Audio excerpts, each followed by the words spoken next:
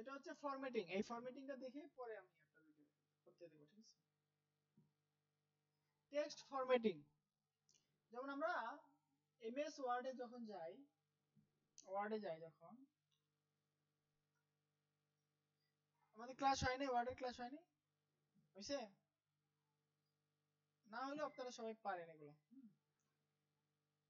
আমরা যে কোনো একটা ওয়ার্ড লিখলে, হ্যালো পাওয়া যায়, কি সমস্যা? ওয়ার্ডে লিখতেছে না কেন?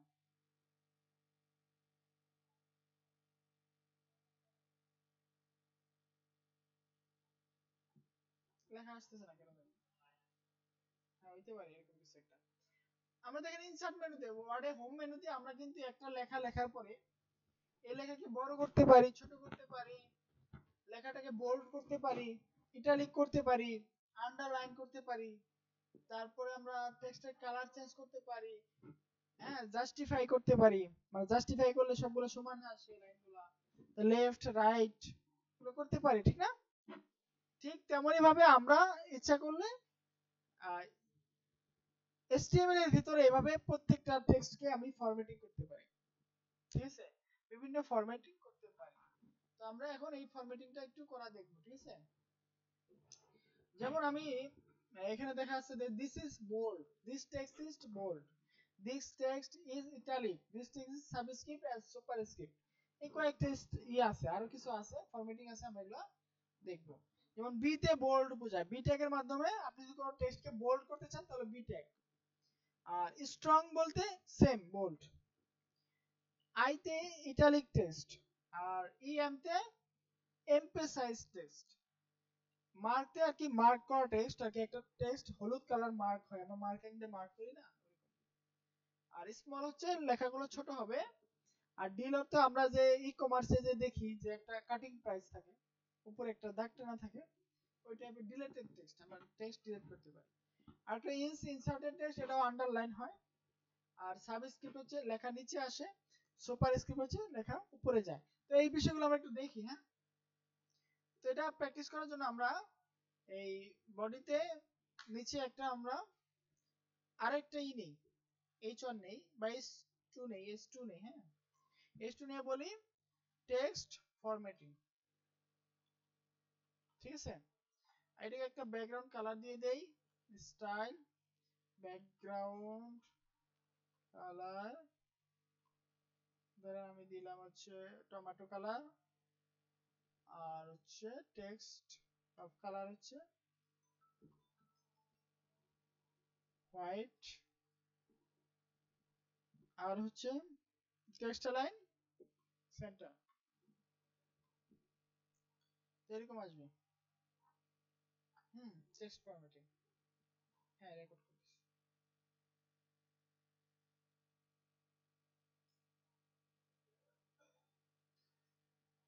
ওকে, তো টেক্সট ফরম্যাটিং করার জন্য আমরা একটা প্যারাগ্রাফ ট্যাগ নিব, এটা নিচে একটা প্যারাগ্রাফ ট্যাগ নিব। এই যে এখানে আমার মাউসটা ছিল, আমি আমি আপনারা যদি এন্টার দেন তাহলে কি হবে জানেন?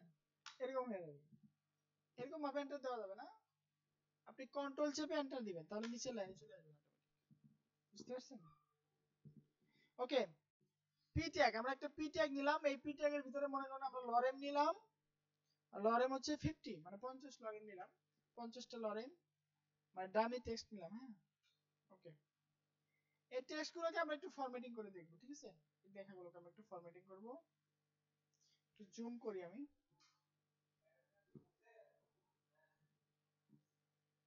ওকে,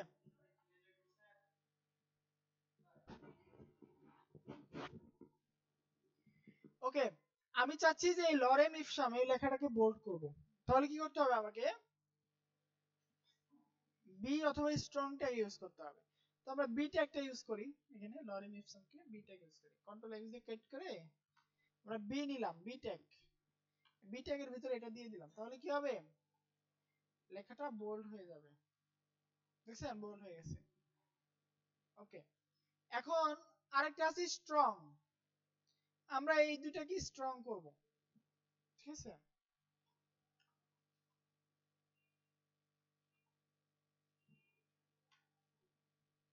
বাট দেখেন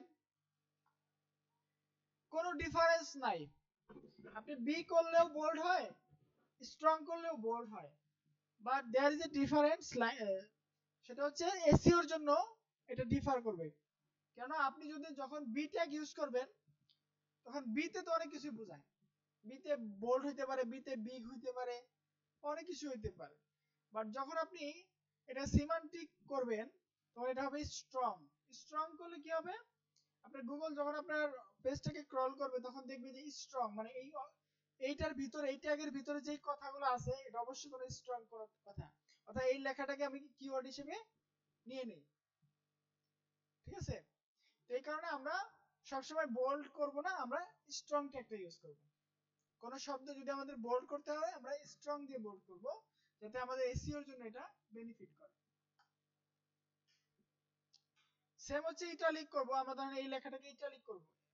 ঠিক আছে, ইটালিক করার জন্য আই ট্যাগ নিব, আইতে ইটালিক আমরা সবাই জানি। এটা কি হবে, লেখাটাকে একটু একটু বাঁকা বাঁকা করে দিবে, ইটালিক করবে। বাট এখানে there is another tag, same same কাজ করে।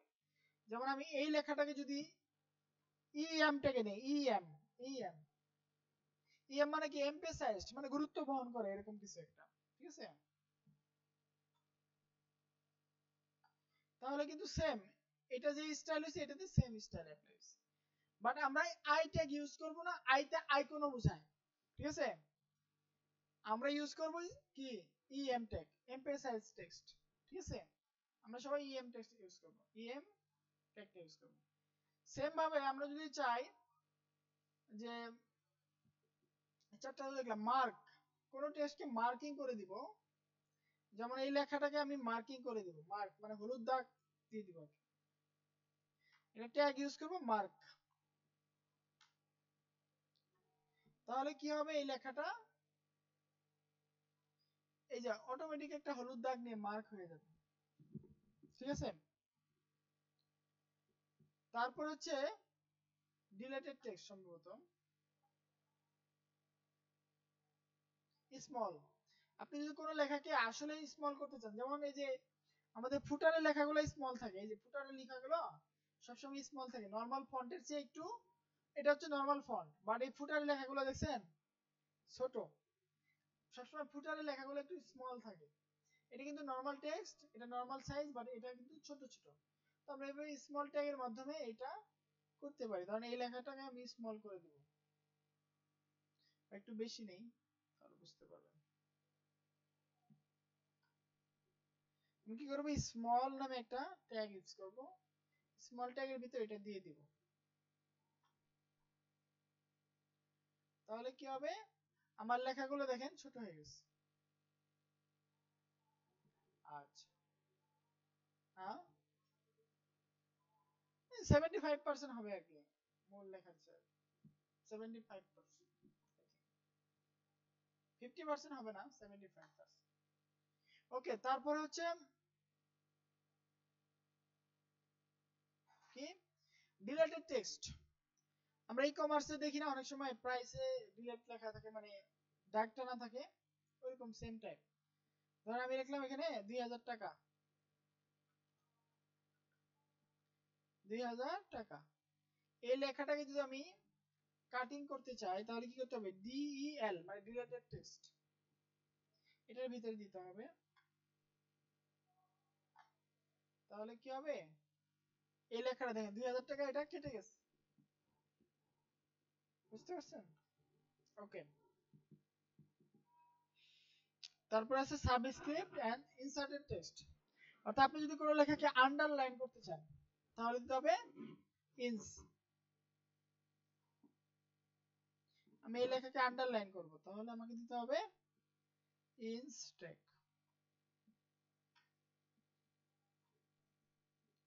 তাহলে আমার লেখাটা কি হবে, আন্ডারলাইনড হয়ে যাবে, এই লেখাটা আন্ডারলাইনড হয়ে যাবে।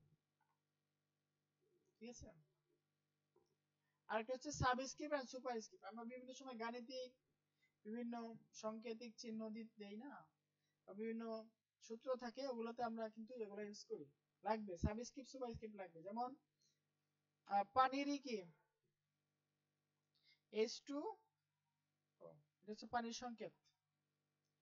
এখন এভাবে যদি আমি লিখি তাহলে কিন্তু বিষয়টা কেমন জানি দেখায়, এটা নরমালি ভালো লাগতেছে না দেখেন, বা এরকম ভাবে থাকে না কিন্তু কোথাও। এটা কি থাকে, টুটা নিচে থাকে, ঠিক না?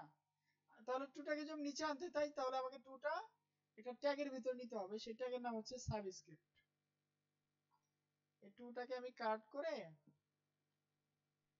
সাব নামে একটা ট্যাগের ভিতর এটা রাখলাম, তাহলে কি হবে, H2 কারেক্ট ভাবে দেখেন এখন ঠিক আছে, ঠিক আছে। আমরা যদি আবার যে গণিতিক বিভিন্ন থাকে মানে পাওয়ার দেই, হ্যাঁ, যেমন x স্কয়ার আমরা x2 লিখি, হ্যাঁ, তো সেক্ষেত্রে আমরা 2টাকে যদি সুপের মধ্যে দেই, সুপ মানে সুপার স্ক্রিপ্ট, হ্যাঁ, তাহলে আমাদের 2টাও কি হবে, উপরে চলে যাবে। বুঝতে পারছেন? এগুলো হচ্ছে HTML এর বিভিন্ন টেক্সট ফরম্যাটিং, এগুলো আমাদের অনেক সময় প্রয়োজন পড়ে, বিভিন্ন ওয়েবসাইটে গেলে দেখবেন যেগুলো খুব ব্যবহার করা হচ্ছে। এগুলো আপনি যত ভালো করে এবং সঠিক জায়গায় ব্যবহার করতে পারবেন, আপনার পেজটা তত এসইও ফ্রেন্ডলি হবে। বুঝতে পারছেন? এখন এখানে আছে এই পেজটা কিন্তু এসইও ফ্রেন্ডলি একটা পেজ, এখানে যথেষ্ট পরিমাণে এগুলার ইউজ আছে। ওকে,